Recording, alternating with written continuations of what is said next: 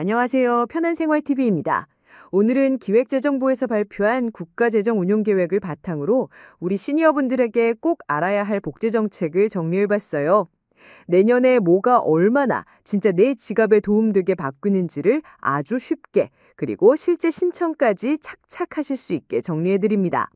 특히 혼자 사시는 어르신, 자녀 도움 받기 어려운 분들, 당장 생활비나 의료비가 빠듯한 분들께 꼭 필요한 이야기니 끝까지 들어주세요.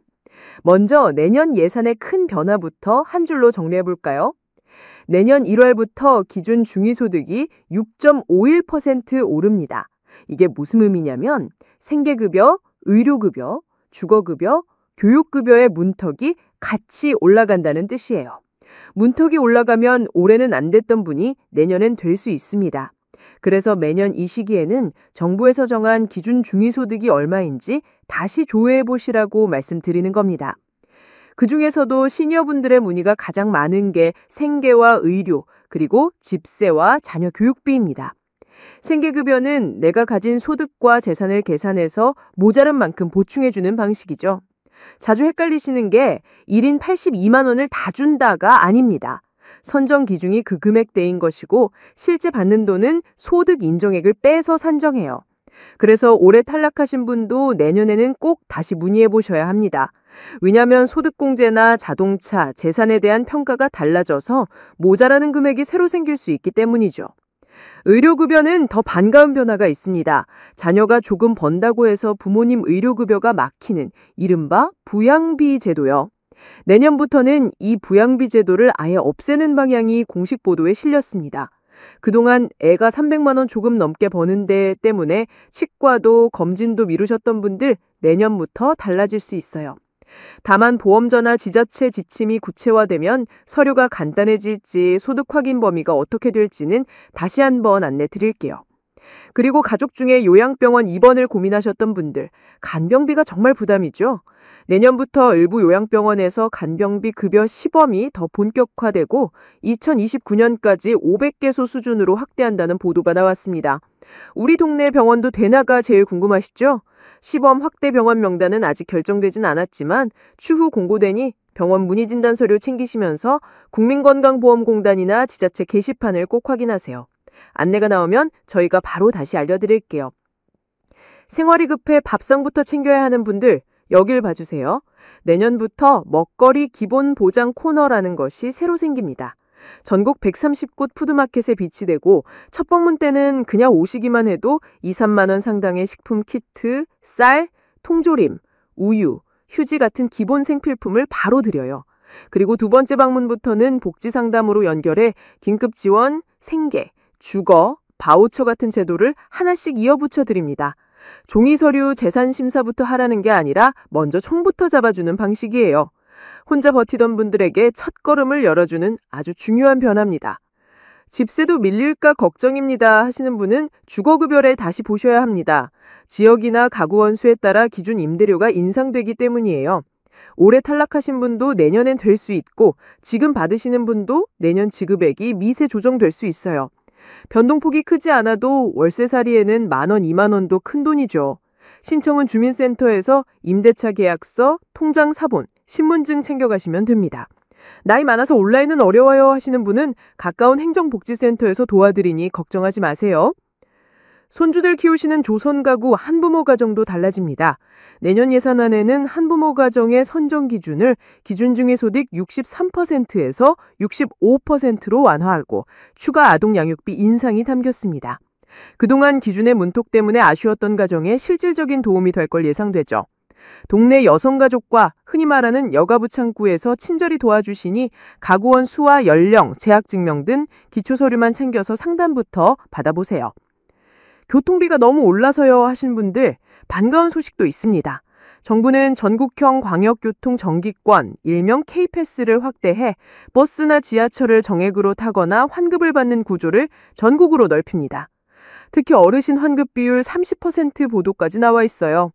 다만 정액권 금액과 환급 방식은 지역이나 노선, 연계 범위에 따라 달라지니 거주지 기준 안내가 뜨면 요금과 적용 구간을 꼭 확인하시고 선택하셔야 합니다. 하루 2번씩 환승하시는 분, GTX 광역버스 자주 타시는 분은 광역형이 더 유리할 수 있어요.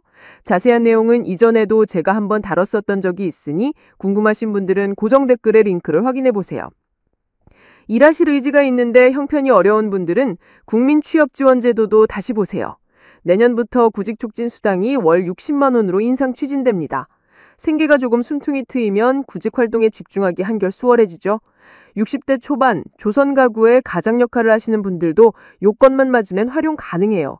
고용센터 1350번으로 전화하시면 가까운 센터를 안내해드립니다. 연금은 어떨까요? 국민연금 보험료율은 법 개정으로 2033년에 13%에 이르도록 단계 인상이 확정됐습니다.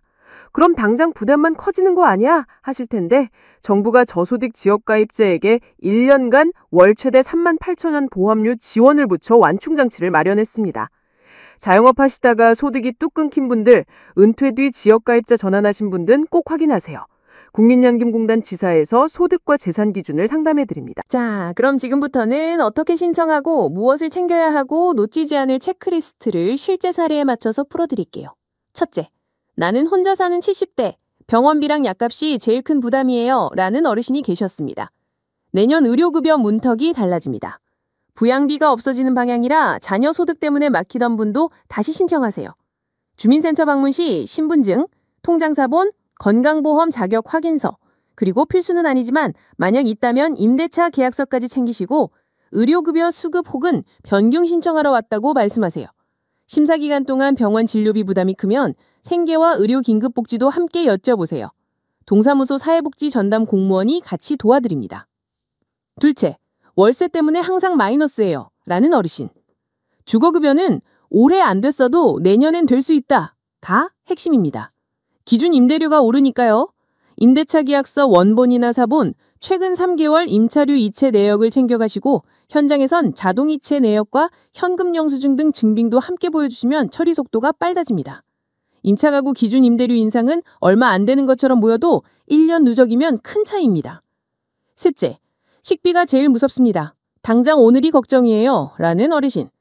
먹거리 기본 보장 코너는 먼저 오세요 가 핵심입니다. 첫 방문 2, 3만 원 상당 바로 지원, 두 번째 방문부터는 상담 연계입니다. 혼자 오시기 어렵다면 이웃이나 통장님, 복지관 사회복지사와 같이 가셔도 좋습니다. 위치는 푸드마켓 중심이니 관할 지자체 홈페이지에서 푸드마켓이나 기본보장 코너를 검색해보세요. 편한생활TV도 지역별 리스트가 나오면 영상 설명란에 정리해두겠습니다. 넷째, 손주를 제가 키웁니다. 학용품비와 학원비가 너무 커요 라는 어르신. 교육활동 지원비는 평균 6% 인상입니다. 조선가구도 조건만 맞으면 수급 가능합니다. 재학증명서, 통장사본, 주민등록 등본을 챙기시고 학교 행정실에도 교육급여 대상임을 꼭 알려주세요. 교재와 체험학습비 등은 학교와 교육청과 지자체 연계로 추가 지원이 있는지 함께 문의하세요. 다섯째, 버스랑 지하철비 너무 올라요 라는 어르신. K패스는 지역별 적용 범위가 다릅니다. 정액권이 유리한지 환급형이 유리한지 출퇴근 패턴에 따라 달라요. 어르신 환급 30%라는 좋은 소식도 있으니 개통, 확대 공지가 뜨면 모바일 앱 혹은 영무실에서 바로 등록하세요. 카드사와 지자체 제휴로 적립과 환급이 되는 경우도 많으니 내 카드가 되는지부터 꼭 확인하셔야 합니다.